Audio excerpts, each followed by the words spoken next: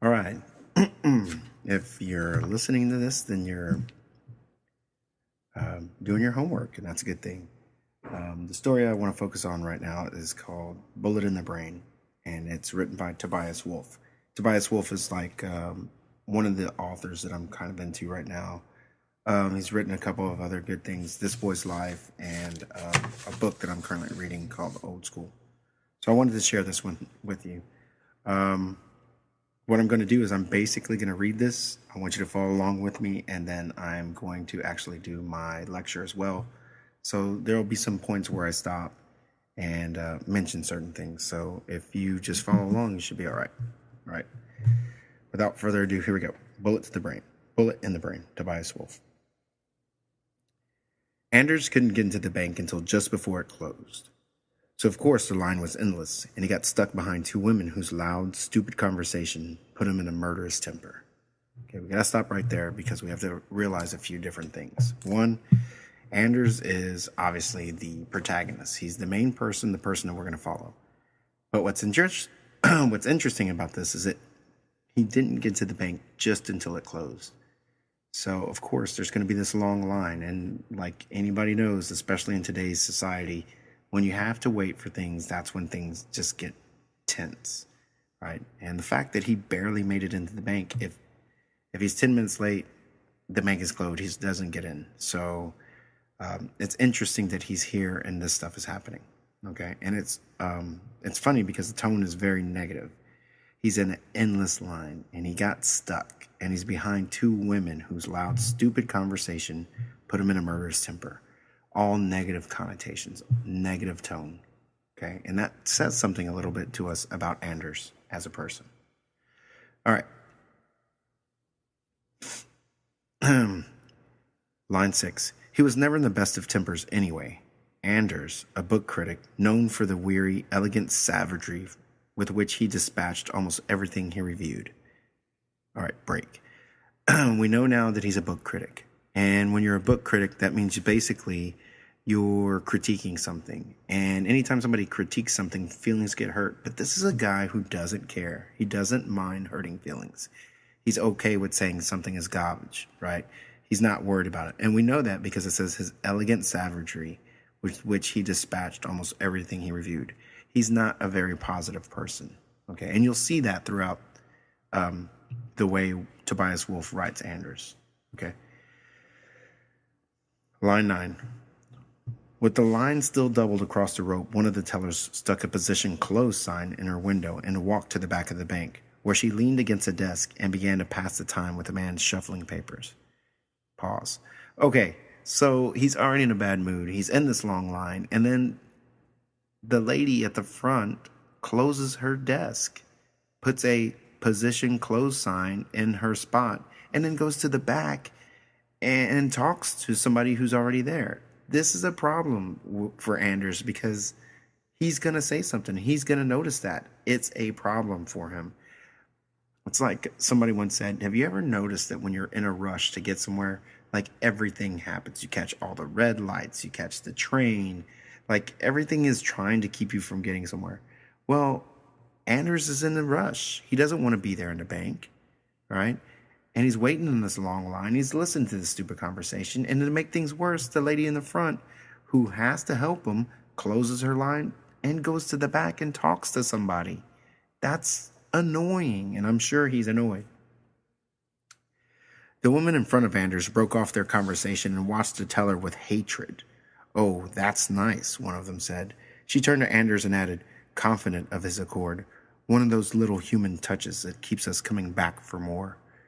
Okay, so the stupid women in their stupid conversation stop and take notice that the lady goes to the back, and they notice that Anders is mad too. So that she's like trying to be sarcastic. She's like, oh, that's so nice. You know, she could help us, but no, she's going to quit. They know that Anders is just as pissed off as them and just as mad. So she turns to him and is like, you know, she tries to get him on her side. But what she doesn't know is that Anders doesn't have sides. He doesn't care about anybody. Okay, so watch what he says. Okay, here we go. Line 17. Anders had convinced his own towering hatred. Anders had conceived his own towering hatred for the teller, but he immediately turned it on the presumptuous crybaby in front of him. Damned unfair, he said. Tragic, really. If they're not chopping off the wrong leg or bombing your ancestral village, they're closing their positions. And this is Anders' smart way of saying, you know what, lady? Don't even talk to me. I don't like you. I don't care for you. Yeah, it sucks, but you know what? Get over it. So he compares it to things that are really tragic, like chopping off the wrong leg or bombing your ancestral village, right? So he's being hyperbolic. He's being a smartass, really, right?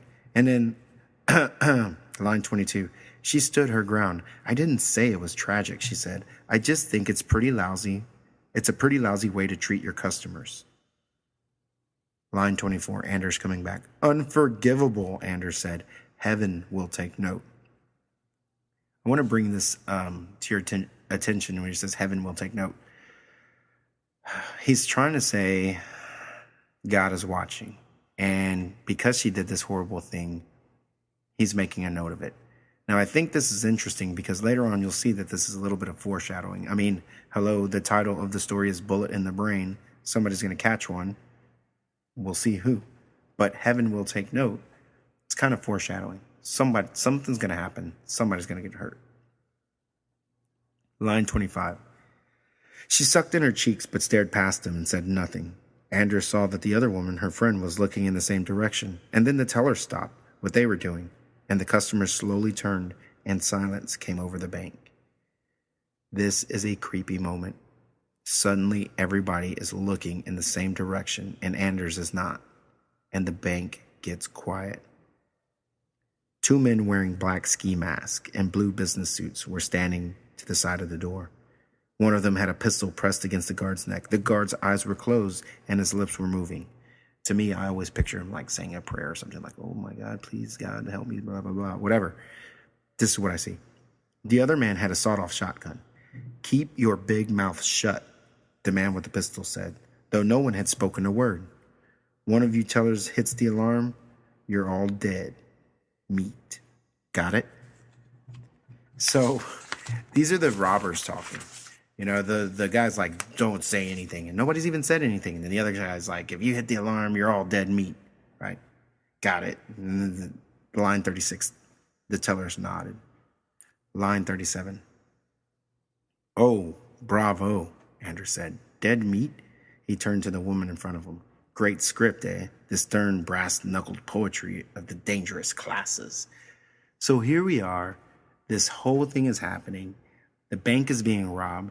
And all Anders can think to do is critique the guys on what they're saying. Like, these guys are coming in and robbing, and normally people are, like, scared, and they're worried, and they're like, oh, my God, what are we going to do? But not Anders. The first thing he says is like, oh, my gosh, look, these guys are so cliche. They come in, and they're like, don't anybody say anything. Nobody's even saying anything. Then they tell everybody, you're dead meat. Come on. Who writes like this, right? It sounds like a bad sitcom is what he's thinking.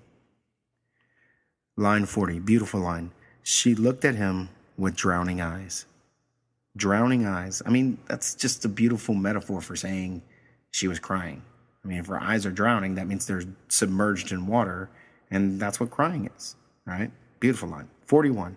The man with the shotgun pushed the guard to his knees. He handed up the shotgun to his partner and yanked the guard's wrist up behind his back and locked them together with a pair of handcuffs. He topped him to the floor with a kick between the shoulder blades. Then he took the shotgun back and went over to the security gate at the end of the counter. He was short and heavy, and he moved with a peculiar slowness, even torpor. Buzz him in, his partner said. The man with the shotgun opened the gate and sauntered along to the line of tellers, handing each of them a hefty bag. When he came to the empty position, he looked over at the man with the pistol, who said, whose slot is that? Anders watched the teller. She put her hand to her throat and turned to the man she'd been talking to. He nodded. Mine, she said. Then get your ugly ass in gear and fill the bag. There you go, Anders said to the woman in front of him. Justice is done. So let's take a break right there. And then this is what I love about this. Anders is like taking note of this.